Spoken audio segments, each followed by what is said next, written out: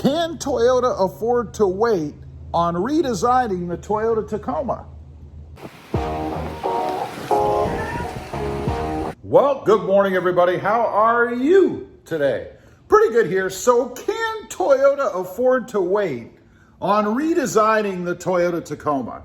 You know, word has it right now that probably looking at a redesigned Toyota Tacoma somewhere in the next 4 or 5 years.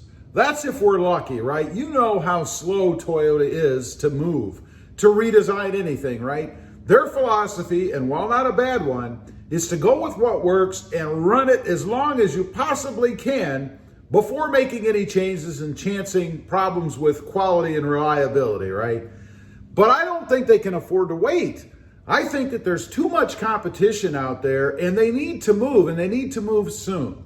You know, right now they're working on still the redesigned next-gen Toyota Tundra.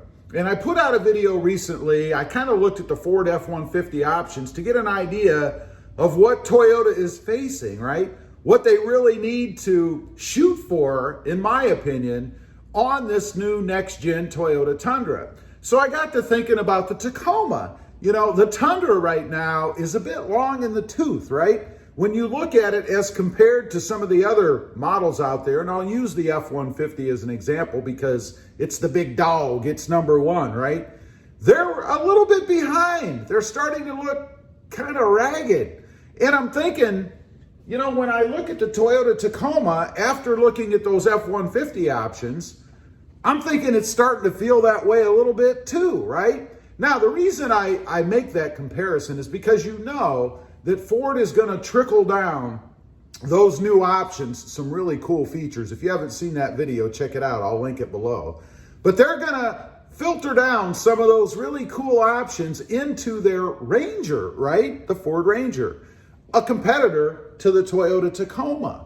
And that's why I don't think Toyota really can afford to wait. Now, there of course is some credence in staying with a truck that's reliable. You know, every time anybody mentions the Toyota Tacoma, especially in comparison to the other models or brands out there like the Ranger or the Colorado or the Jeep Gladiator now, they always point to reliability.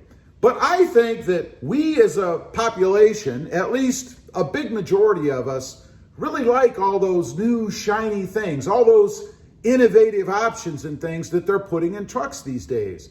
For example, that fold down all the way center console, pretty cool option.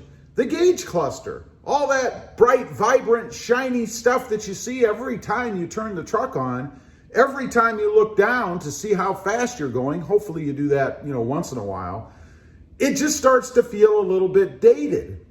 And I think Toyota needs to be concerned about that because I think reliability only goes so far. I think that in today's society, we might even be a little bit more concerned or put more relevance or more value on the shinier, more technologically advanced bits and pieces, right?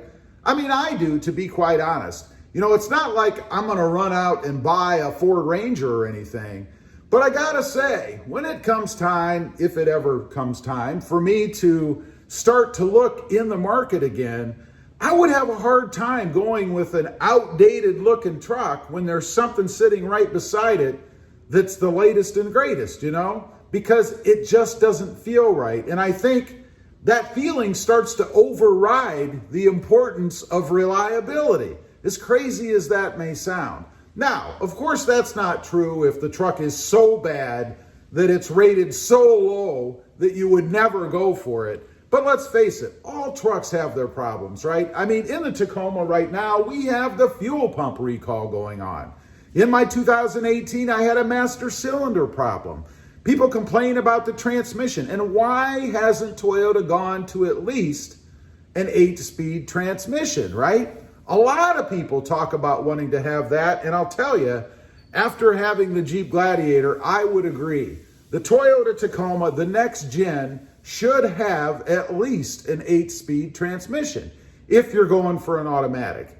I think that the manual is probably going to be a foregone conclusion anyway, that it's going to be gone, but let's just assume that it is, unfortunately. Toyota needs to have that 8-speed transmission to stay competitive.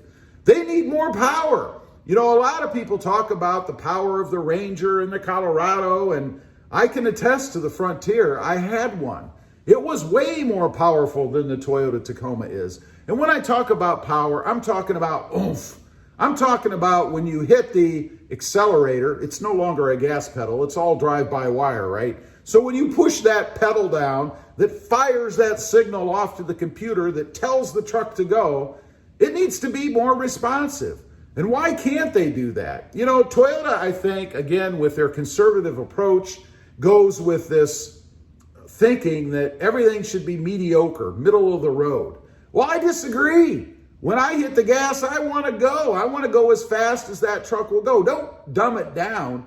Don't tune it down so that it's slow. I don't want that. And don't do the same thing with the interior, right? Let's take a little bit of a gamble if we're Toyota. I know that putting all these bits and pieces in there can compromise reliability. But let's face it, you have a warranty that comes with the truck, right? It's 3 years, 36,000 miles, and chances are within that time period, anything that's gonna fail is gonna fail, right? Now, Toyota, of course, they don't want all that extra warranty stuff, but in reality, if they have big failures on parts, they go back to the supplier. They don't make all these parts. They go back to the supplier and they ding them for it. So don't think that Toyota is out of money. They're not. They're hitting their suppliers with these costs. So there's no reason that you can't feel at least somewhat confident that if anything does go wrong with all these new technological bits and pieces, that you're going to be covered.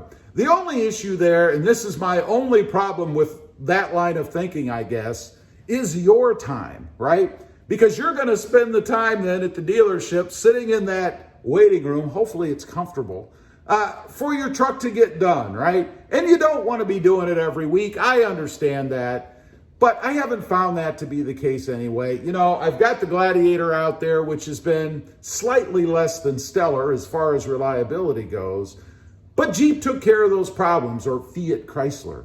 And it's running great now. No issues, no more check engine lights, any of that crazy stuff. And by the way, speaking of check engine lights, did you know that the 2017 Tacoma was rated as the best mid-size truck for not having check engine lights? So kudos to Toyota there, right? But it's only the 2017, so apparently that stay the same and never change anything philosophy doesn't spread across all their model years. Anyway, I just wanted to get on, talk about that for a minute. I don't think Toyota can afford to wait. I think that to stay competitive and hold that #1 spot with the Tacoma, they're going to have to come out with an updated, redesigned Toyota Tacoma well before that 5-year mark. Leave a comment. Let me know what you think. Is Toyota going to surprise us? Are they going to come out with a redesigned Tacoma quicker than 5 years from now? I'd be curious to know what you think. Also, real quick, don't forget to click that notification bell so that you don't miss out on any upcoming videos. Do me a favor, check out my other channel. It is RobMotive JT, all about my 2020 Jeep Gladiator, sitting right out there. And don't forget to click that subscribe button. Thanks for watching. Stay safe out there. Bye.